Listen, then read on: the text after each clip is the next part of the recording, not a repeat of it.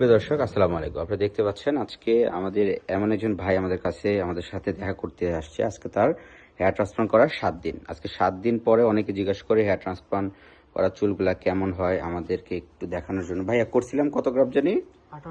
1800 graft. আচ্ছা, 1800 গ্রাফটের এই যে একটা কন্ডিশন, এই দেখেন। ভাইয়াকে আজকে আমরা ওয়াশ করে দিলাম, পিছের ব্যান্ডেজ টেনে সবকিছু করে দিলাম। ভাইয়া বলতেছে যে আমি একা একা না করার থেকে আপনারা করে দেন। ভাইয়া বলেন যে আপনার অনুভূতিটা। জি ভাই, অনুভূতি এটা বলার মতো না। ভালো একটা অনুভূতি। কারণ যার চুল নাই সেই বুঝে এটার কষ্ট কি। ঠিক আছে, এটাই আপনারা যারা মাথার সমস্যা তারা রায়হান ভাইয়ের সাথে যোগাযোগ করেন। জি জি, যোগাযোগ করেন, হেয়ার ট্রান্সফার করেন। হেয়ার ট্রান্সফারের মধ্যে কোনো সমস্যা নাই। কোনো একটু ফেসটা ফুলে গেছে আমি দেখতে পাচ্ছি। জি জি, চলে গেছে।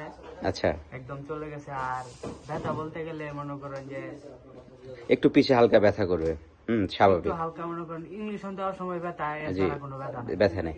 এই যে আমরা দেখতে পাচ্ছি যে আপনার চেহারাটা একটু ফুলে গেছে, এই ফোলা ভাবটা একটু নর্মাল। এটা লোকাল অ্যানেস্থেসিয়ার জন্য এটা ফোলা ভাবটা হয়। হ্যাঁ, ফোলা ভাব কমবে, আস্তে আস্তে কমা শুরু হয়েছে, কাল পরশুর ভিতরে একদম শেষ হয়ে যাবে। ঠিক আছে।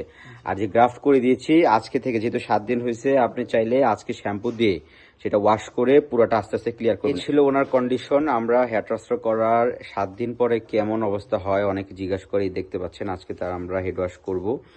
পুরাটা উঠাবো না, আস্তে আস্তে মানে আপনার ডে বাই ডে আস্তে আস্তে ক্লিন হতে 10ম দিন 12তম দিনে গিয়ে এগুলো ক্লিয়ার হয়ে যাবে।